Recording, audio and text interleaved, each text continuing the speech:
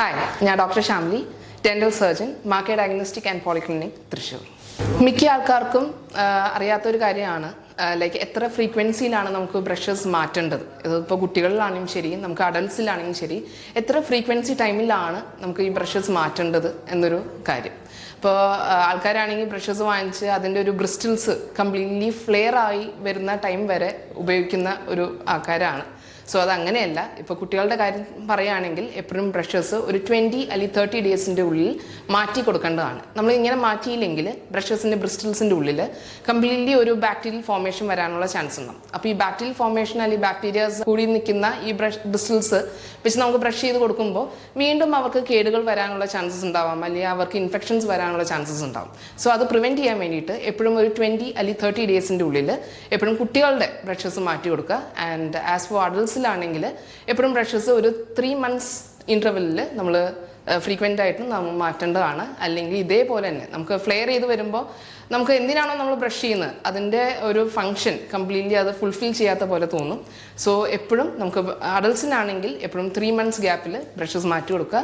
And കുട്ടികൾക്കാണെങ്കിൽ വളരെ ശ്രദ്ധിക്കേണ്ട കാര്യമാണ് 20 അല്ലെങ്കിൽ 30 ഡേയ്സിൻ്റെ ഉള്ളിൽ എപ്പോഴും ബ്രഷസ് മാറ്റി കൊടുക്കേണ്ടതാണ്. മിക്ക പാരൻസിലും കണ്ടുവരുന്ന മേജർ കൺസേൺസ് അല്ലെങ്കിൽ ഡൗട്ട്സ് ആണ് എത്ര ഏജ് തൊട്ടാണ് നമുക്ക് കുട്ടികൾക്ക് ബ്രഷിങ് സ്റ്റാർട്ട് ചെയ്യേണ്ടത്, അല്ലെങ്കിൽ എത്ര ഫ്രീക്വൻസിയിലാണ് നമുക്ക് ബ്രഷസ് മാറ്റി തുടങ്ങേണ്ടത്, അല്ലെങ്കിൽ ടങ് ക്ലീനിങ് അവർക്ക് യൂസ്ഫുൾ ആണോ, അല്ലെങ്കിൽ അത് ചെയ്യുന്നതിന് എന്തെങ്കിലും ബുദ്ധിമുട്ടുണ്ടോ എന്ന കാര്യങ്ങൾ മിക്ക പാരൻസിനും കണ്ടുവരുന്ന ചില ഡൗട്ട്സ് ആണ്.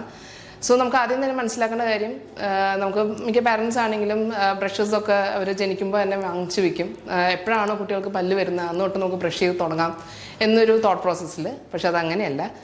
നമുക്ക് ബ്രസ്റ്റ് ഫീഡിങ് ടൈം തൊട്ട് തന്നെ നമുക്ക് ഇതേപോലത്തെ ക്ലീനിങ് പ്രോസസ്സ് നമുക്ക് സ്റ്റാർട്ട് ചെയ്യാവുന്നതാണ്. കാരണം ബ്രസ്റ്റ് ഫീഡിങ്ങിൻ്റെ ടൈമിൽ അല്ലെങ്കിൽ ബോട്ടിൽ ഫീഡിങ് ടൈമിൽ നമുക്ക് പാലിൻ്റെ അംശങ്ങളെല്ലാം ഈ കുട്ടികളുടെ അല്ലെങ്കിൽ കുഞ്ഞുങ്ങളുടെ മോണയിൽ പറ്റിപ്പിടിച്ചിരിക്കാനുള്ള ചാൻസസ് വളരെ കൂടുതലാണ്.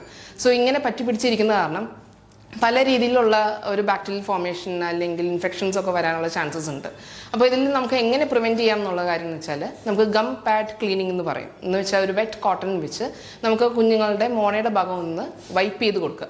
ഒന്ന് തുടച്ചു കൊടുത്തു കഴിഞ്ഞാൽ ഈ പാലിൻ്റെ അംശങ്ങളോ അങ്ങനെ നീ ഇരിക്കുന്നുണ്ടെങ്കിൽ ബാക്ടീരിയൽ ഫോർമേഷൻസ് നീ വരുന്നുണ്ടെങ്കിൽ may be after breast feeding ആണെങ്കിലും അല്ലെങ്കിൽ ആഫ്റ്റർ ബോട്ടിൽ ഫീഡിങ് ആണെങ്കിലും ഇത് ചെയ്ത് കൊടുക്കുകയാണെങ്കിൽ പിന്നീട് അവർക്ക് വരുന്ന പല്ലുകളിൽ ഈ ഇത്രയും രീതിയിലുള്ള ഒരു കേടുകളോ അല്ലെങ്കിൽ ഡെന്റൽ കേരീസോ ഒന്നും വരാതിരിക്കാൻ നമുക്കത് പ്രിവെൻറ്റ് ചെയ്യാൻ സാധിക്കുന്നതാണ്.